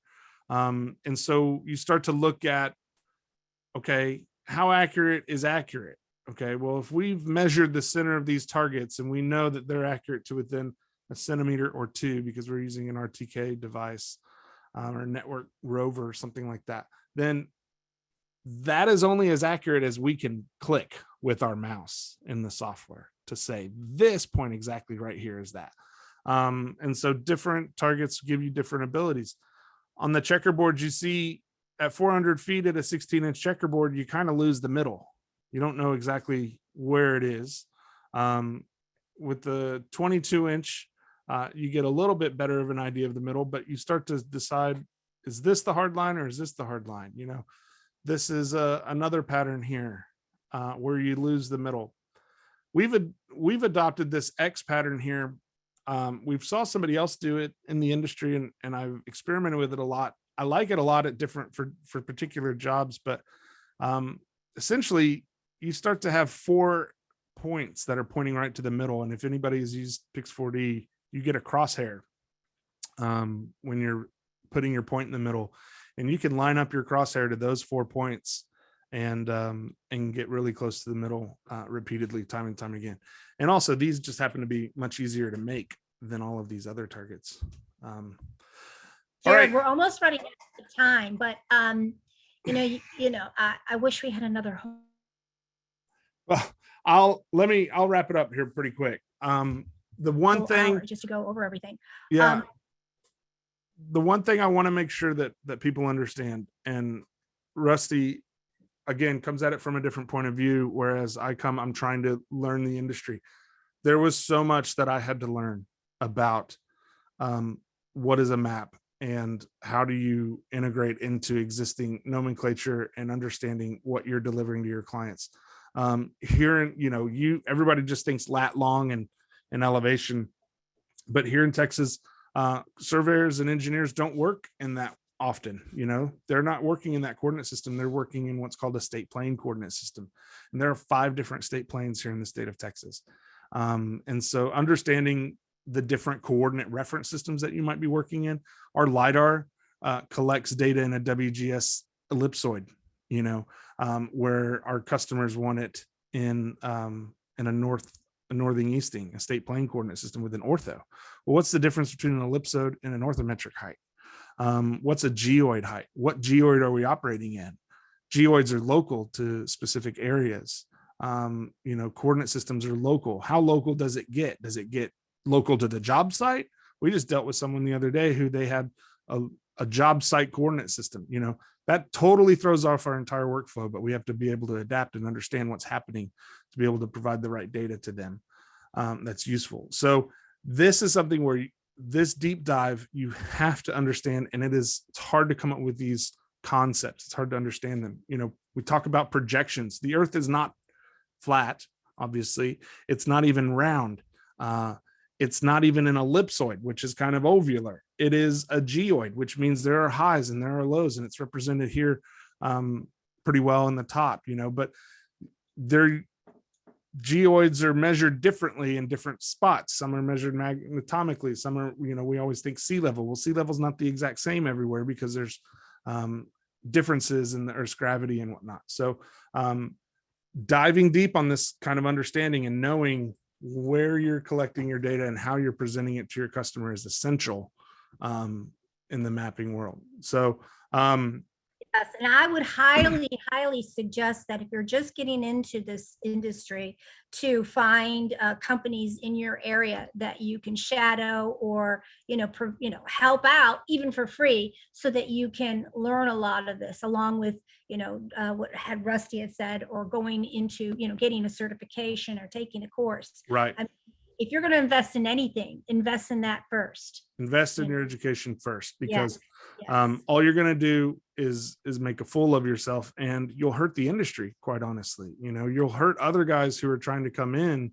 If I was to go out there and just ruin the name of hobbyist drone pilots who came into the industry, then no one would trust them, and then they don't trust the industry, and you have to overcome that. And like I said, there was a lot of education years ago on, hey, this is how we can trust the data. And one client I walked into, they asked, how are you going to collect control? And I told them, well, we use Trimble equipment. And they said, great, because the last guy came in here with his iPhone and set it down on a target, and that's appalling, in this industry. So you've got to speak the language. You've got to understand it. You've got to know how to get to your deliverables. A 10 surface is a common deliverable in this industry. Do you know how to get to that? Do you know how to render that? Do you know how to use Civil Desk or Civil 3D or Carlson Surveyor, MicroStation? Those are softwares that are, as much as $500-600 a month, $3,000 a year just for that software. Now they all offer free trials, but how much can you learn in a week and a half? So push yourself on that. QGIS is a great free software that we use all the time for displaying our data and doing different overlays, but that's not where we get our deliverables from. It's just a tool that we use. We're on the NOAA website doing a coordinate and conversion transformation tool all the time. Some of the bigger guys, their software suites, like a Trimble software suite, all that's built in, but when you're coming at it from an independent view, you can't pay for Carlson or Trimble all the time. And so you're not using that really expensive equipment. And so you're learning it from the ground up, which I like better, because it makes me really understand exactly what's happening with the difference between RTK and PPK. Have a great understanding of that. It's not an end all be all. You can't just buy an RTK and say, hey, I'm done, because guess what? That RTK has to maintain a persistent connection. Well, Right. anybody who's flown a drone knows that a persistent connection is not always there, Well, I want to mention that one of our biggest sponsors has a mentor program there. So, you have an option. You do something like Jared, who opens his own company, or you go with companies that already have a bigger budget, have more equipment, like half, and have, mentorships. I mean, there's a lot of opportunities out there. And right. and one of the other factors is, not only understanding your equipment, but safety first, safety. And that kind of brings me to Evan Morelli, because each of our workshops, he talks at the end talking about safety and preparation. So is there any last comments, Jared, before we move on? I know there's a lot. Yeah, there's a I lot. really There's a appreciate lot. it. But And I ultimately what we want to try to do with this is, I want to protect the industry. I kind of came into it, but I learned so much. There's so many, everybody wants to get into mapping. We want to get into mapping. There's always this money in mapping. Well, there's money there because there's so much head knowledge that has to happen. And so reach out, learn. This is one setup. This is how we get corrections for our drone in the field. And if you don't know how all of this works, and how one base coordinate might be coming in at a different reference system than the other, you're never going to make it. So learn. There's a lot more to mapping than just drone deploy. And Absolutely. that's And it. by the way, in the chat, Jared's got his contact information. So if you have more questions, feel free. Jared also participated in the Lone Star AUVSI and did a workshop there that I think you had about an hour each, to talk about, your specifics. So there are resources out there, and you can't be shy about it or come into this industry being the know-it-all. You have to learn it all. Right. So again, Right. thank you so much, Jared. No worries. Evan, are you ready? Are I you ready? am. Great. All right. Let's see. Going to share my screen. Okay. All right. Hi, my name is Evan Morelli. I'm going to be talking, kind of piggybacking what we've already talked about today. We talked a lot about the deliverables. I'm going to do kind of the back end considerations when you're driving to the site. It was mentioned earlier, like having that morning briefing about what things can go wrong. Considerations when you're, for instance, doing work near a wind turbine or in an urban environment, and how things can go wrong, and how to just take these things into account when you are doing your pre-planning, because you want to plan your flight and fly your plan, but also have your contingencies set up because things will go wrong all the time. So I wanted to break this up into on-site considerations, how to manage your equipment, and pre-flight and conducting your flight. So the main thing when you're looking at your on-site is, where are you? Are you in an urban environment? Are you in the middle of a field? Are you around a object that's going to be giving off RF interference, whether that be, for instance, like a cell phone tower or an electrical tower, things like that, that can cause issues. Even if it's something like if you're working in an emergency response area and you have a lot of other emergency response vehicles and such, possibly putting RF interference via their own radio communications into the air. But specifically, like if you look at in urban areas, rebar in the concrete can cause compass calibration issues, which if you're using, the drones are like basically a wrench, and the payload is going to be way more expensive. You don't want those things to go down, because then your payload gets damaged. So you want to be cognizant of what kind of interference is going to be around you. Like literally when you roll up on a site, look around. How much metal is there? Are those things around you? Can you set up a launch post? And I understand in this particular context, you're going to have to figure out where your control points are. But is there an area where you can be adaptable to maybe launching in an area that's going to be less likely to cause interference, more open? If you're in an urban environment as well, there could be things like trees around that are not so easy to avoid. Or if there's a lot of wind, bringing yourself away from those objects, so it gives your drone a little bit more room to not, so if it sways with a heavy payload, it won't have as many issues as far as getting too close. And then your connection planning as well. Are you going a super far area? As was mentioned earlier, you take 4 or 5 different drone pilots out, break up what you're doing into a couple segments so that you can maintain with like Phantom 4s, which are going to be running off 2.4 gigahertz for control and 5.8 gigahertz for video stream, if you're doing video or what have you for streaming your data. That's typically Bluetooth 2.4 gigahertz and Wi-Fi 5.8 gigahertz. However, as you get to more advanced equipment, you can start to get to using your shortwave radio license, or using different kinds of connection planning, such as 900 megahertz, 1.3 or 1.9 gigahertz. And what those will do is give you additional range at the cost of data streaming. So there's benefits, advantages, disadvantages to that. And say you're doing ag versus a specific point inspection, and those will have their own considerations with interference, right? So you can increase power up to maybe 1 milliwatt until you start getting to the point where you need more power than what's allowed under what's allowed for under the FCC licensed channels, because those will typically have a power frequency associated with them. So it's something to consider as a peripheral license, as well as side information, but also antenna positioning. You may be able to position visual observers into areas like if you are in an urban environment or doing, for instance, an inspection or video of a building in a way that the visual observer is able to maintain visual line of sight, but the drone is not physically within the pilot in command's visual line of sight. Ergo, the ground control station is not perfectly in line of sight.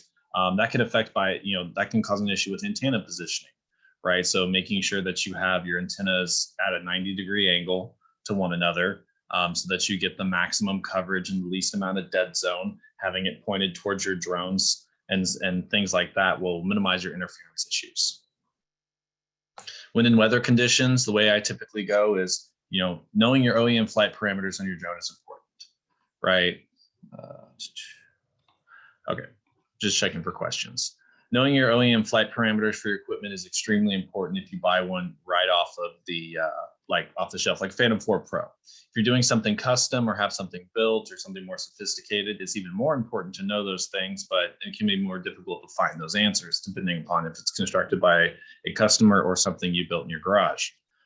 So understanding what your maximum the gust that it can deal with and how that's affected by the weight of your payload.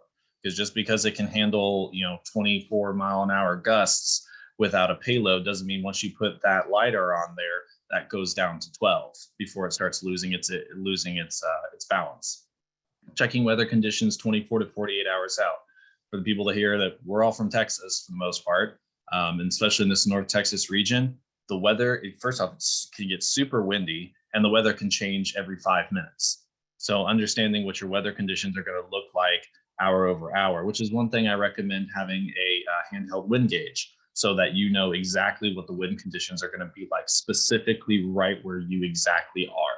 And that can be important because if you're in between two buildings, there can be a wind tunnel effect that won't be representative of the overall weather, or there will be, the particular area that you're flying, you may be behind a building where the wind is not necessarily so bad, but if you have to fly above that building and it gets hit up by a big wind gust, that can cause issues. So be cognizant of the invisible factors that can affect your flight performance. Some places, especially in the DFW North region, they require 24-hour Lance lead time. So make sure that you are taking the time to look at your airspace, either go through Lance, file a waiver. Are you looking at civil twilight? Are you going to fly prior to civil twilight? Because that's going to affect whether or not you need a night flying handheld wind gauge brand. I don't have one it depends on how accurate you need it to be. There's a lot of them on Amazon you can buy that are pretty much good enough. So it just depends on your budget and how accurate you want it to be. But they can be like $50 off Amazon. And I can't remember what brand mine is, but they work pretty good. Just whichever one you think works for your price bracket. So with the Lance lead time, so you want to plan out where you're going to fly, and typically either through the FAA and the government, you can find a grid that you'll be flying in, and that'll give you the overall classification of the airspace. And so being able to plan, are you going to be flying in civil twilight? Are you going to be flying when there's a temporary flight restriction? Is this area got a cap as far as altitude? And so being able to allow for flexibility and conveying those to your customers is extremely important, because ultimately it's your responsibility that whether this is a safe flying area or not, or whether they want you to fly on a Tuesday. Well, Tuesday, there was a temporary flight restriction that said no flying. You're going to have to be able to convey them that that's beyond your control and that you're going to have to reschedule for another time, or in the same context for weather issues. So that's what I got for that. And pre-flight checklist, this is a small list of pre-flight considerations.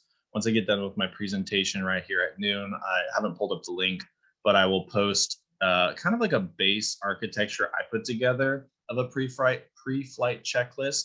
And paperwork is always really good when you do drone missions, because the paperwork, if you ever get inspected by the FAA or you need to reflect and log and grab any information from a previous mission, let's say you go back, for instance, with construction jobs, and you're going to be coming back every month, maybe once a month for one flight, you may not always remember exactly what you did or how you went about doing it. So having these logs is important not only for yourself, but also for if anybody wants to have your proof of competency. So longitude and latitude of flight location, aircraft registration information, authorization information, all this good stuff. And like I said, And I'll Evan, post. if you don't mind, I also wanted to point out that no one's really talked about this, when you go to a job site, how you need to dress professionally, have the vest. And a lot of times certain like construction sites will require you to have a hard hat. So have that on hand also. Yeah, absolutely. As we were talking about earlier, we are representing a brand new baby industry, and there's a lot of companies that haven't interacted with a drone pilot before. And as well as you will be operating around potentially, bystanders, people that'll be driving by, seeing a drone that may be automatically or on their base assumption suspicious. Looking like you belong and looking professional puts people at ease. That's what we want to do whenever we're out operating. I've done a lot of work in roofs, roof inspections for insurance companies. Even though I didn't necessarily, from a safety standpoint, need my reflective vest, I still wore it, looked as professional as possible. And when people came and talked to me, acted as professionally as possible, because what happened is they walked away with an impression that there is professionals out there that are operating these drones, not to look into people's windows, but to actually contribute to society, contribute to production, and actually be functional parts of everyday life. And that's what allows our technology to be less looked at in suspicion and more just fall back into the background as a daily part of life and become very regulated as far as people's interpretation of it. Have those cones, have those launch pads, have the proper feet, footing, you're going to be in maybe some tall grass or whatever, have the long pants and the correct shoes. I mean, there's a lot of considerations that, by talking with your customer and finding out exactly what they need, you also have to maybe check out the area beforehand. So you have all the equipment that you need at the time of the flying. Right. It's a great point. So battery maintenance, I wanted to get through this before we hit noon real fast. So that's going to be something that is not really talked about a whole lot, but is super important, especially if you fly regularly and if you need consistent performance out of your batteries. So batteries have memory, which means the number of times you fully charge them and discharge them, it's going to slowly deteriorate them. They are consumable. You will go through batteries. You will have to turn them over and buy new ones. You can take your dead batteries to a place like Home Depot and they'll dispose of them for you. They have a battery collection area. That's what I do. So batteries work. Each cell, they're typically going to be LiPo batteries. Almost all of them are, unless you're using some other kind of like engine or something in a larger drone. They're going to run between 4.2 volts and 3.8 volts. That's full to empty. They don't run down lower, and you really don't want to have to take them up higher. Some people do, but it's for mainly racing. If the battery gets too low, it won't charge in most cases. And drone batteries that come off the shelf for like DJI Phantoms have something called parasitic drain on them. You have to keep them plugged in. Otherwise, the PCB or the printed copper board regulator on the battery will slowly drain them to zero, and you'll put them away for a month or two, come back, and they're dead. And now you're out of all your batteries. So it's important to make sure you keep those types of batteries on their charger so the parasitic drain gets counteracted by basically a trickle charger. But if you have naked batteries or ones that are literally just the cells, you want to make sure that they're in storage mode, which means you've balanced them down to about 3.75 to 3.8 volts per cell, depending upon if they're 4S, 5S, 6S, or what have you. That storage mode makes them the least likely to be reactive, and that they'll be able to not only maintain their health as far as their capacity, but also be able to not be a risk of fire, because these batteries can pop. They do represent a meaningful fire hazard. So keeping them in those fire protective containers is a good idea. Also, if I've worked a lot on drones and had drones caught on fire, specifically with like racing, go to Home Depot, get a bucket and get some sand. And if you have a drone battery pop, throw it in the sand. I have that next to my workbench. If something were to happen, you want to have a knee-jerk place to toss that hazard immediately, not just let it, light your whole workbench on fire. The other thing I wanted to talk about is cold performance. If you are, we're going into the summer and everything, but if you are going into an area where it's going to be cold or it's been cold overnight, and I'm talking like, 40s, 50 degrees and below, LiPo batteries need to be warmed up to room temperature before you use them for optimal performance.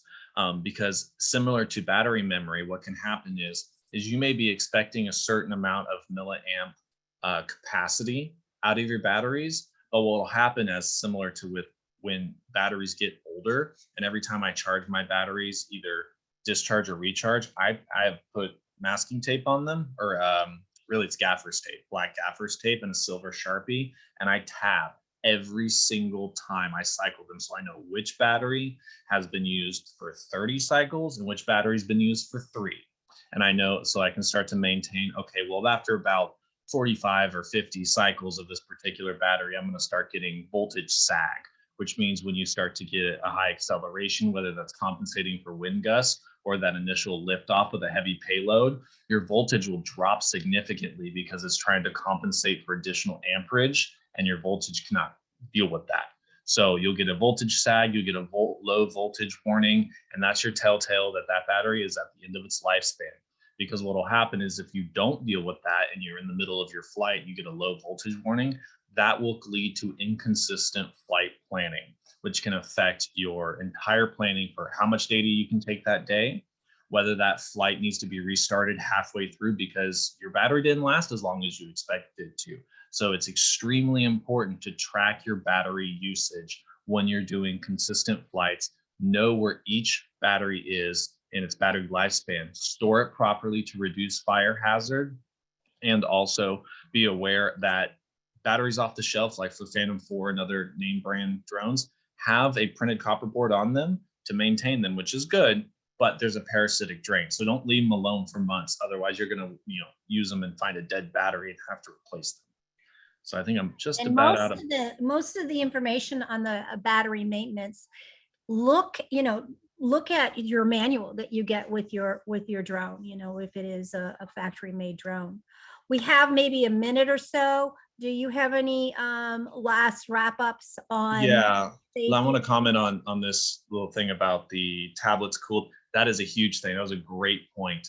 iPhone or iTab or Apple tablets, they overheat all the time. That is a great point. Keep your stuff out of the heat, especially, and then really relevant for Texas. Drone batteries in heat, that's just like keeping them overcharged as far as their chance to combust. That's a great point.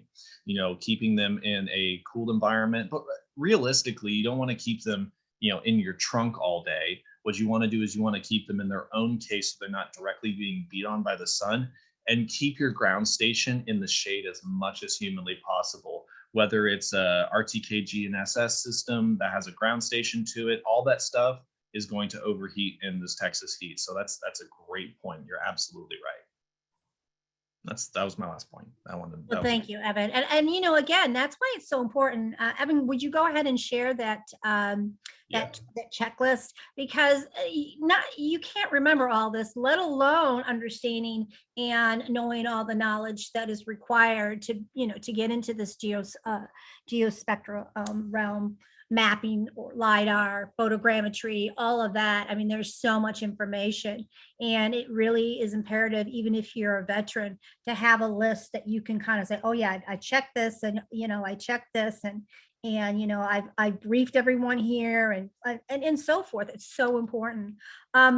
We have the survey. I really encourage everyone. We have about 33 people left to go ahead and fill out that survey.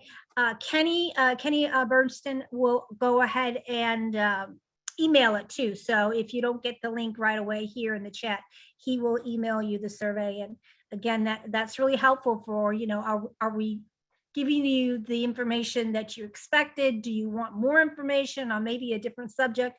Next month, by the way, we're going to be talking about development and research on drone services or the drones itself.